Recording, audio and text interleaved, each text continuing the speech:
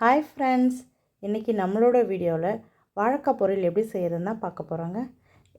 Welcome to தேச்சுவரி channel.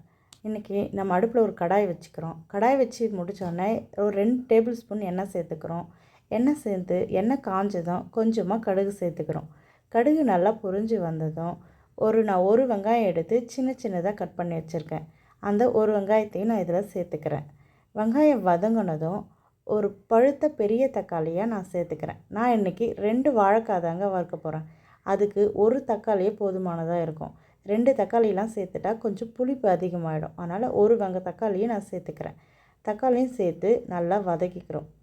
தக்காளி நல்லா இந்த வெங்காய தக்காளி நல்லா வதங்கினதும் நான் ஒரு 2 வாழைக்காவை எடுத்து தோல் சீவி ரவுண்டாக கட் பண்ணி தண்ணியில் போட்டு வச்சுருக்கேன். தண்ணியில் போடலைன்னா வாழைக்காய் கருத்து போயிடும். அந்த வாழைக்காவையும் நான் இதில் சேர்த்துக்கிறேன். வாழைக்காய் கூடவே கொஞ்சமாக அந்த பொரியலுக்கு கொஞ்சம் மஞ்சத்தூளும் சேர்த்துக்கிறேன். கூடவே கொஞ்சம் உப்பும் சேர்த்துக்கிறேன். ஒரு 1½ ஸ்பூன் மிளகாத்தூளும் நான் சேர்த்துக்கிறேன்.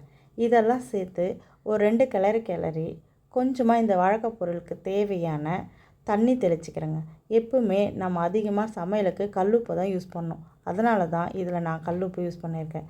முடிஞ்ச வரைக்கும் நம்ம சமையலுக்கு கல்லுப்பே நம்ம யூஸ் பண்ணணுங்க.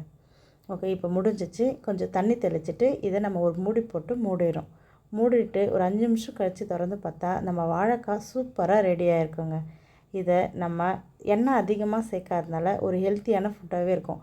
இதை குழந்தைங்களுக்கு ரச சாதத்துக்கு சாம்பார் சாதத்துக்கு வச்சு கொடுத்தா ரொம்பவே நல்லா விரும்பி சாப்பிடுவாங்க.